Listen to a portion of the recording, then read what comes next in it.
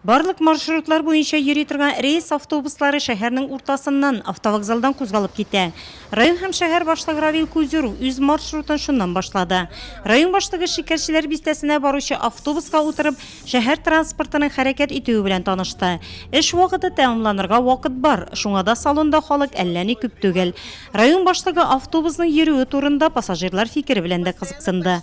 Вы часто ездите? Часто ездите? Устраивает, но автобусов мало пускают. Шәһәр һәм шәһәр ара пассажирларны күчереп йөртүдә Нурлат АТПС предприятиесе хезмәт күрсәтә. Көнгә шәһәр буенча 3 автобус йөри. Транспорт хәрәкәтләре иртәнге 6-дан башлана. Билет бәясе 13 сум. Соңгысына карата халык канәгатьсезлек белдерми. Пассажирларның фикерен тыңлагачтан соң район башлыгы шәһәр автобусларын хәрәкәт итү аралыгын ешайтуны контрольгә алу бурычын куйды. Шулай ук автобус тукталышларының эстетик яктан бизәлеше дә игътибарга алынырга тиешлегенә басым ясалды. Яңа ашылған микрорайоннарда маршрутларны ешайтырга кирәк.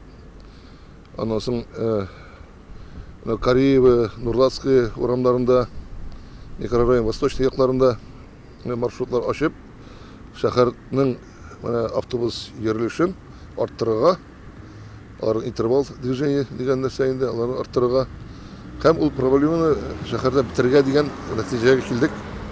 Шулай ук Нурлат, Кореев урамнары буйлап яңа маршрутлар ачу турында да сөйләшенде. Безнең быел инде шәһәр буенча 4 остановочный павильон куялга планлаштырылган шәһәр маршрутлары буенча инде. Һәм заказлар бирде бу яңа графикларны обновить итәргә.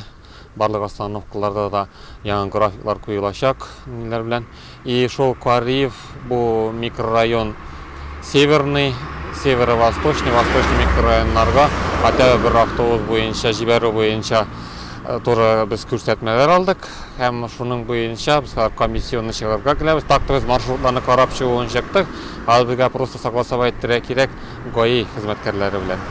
Аларның каршылыклары юк икән, юк икән.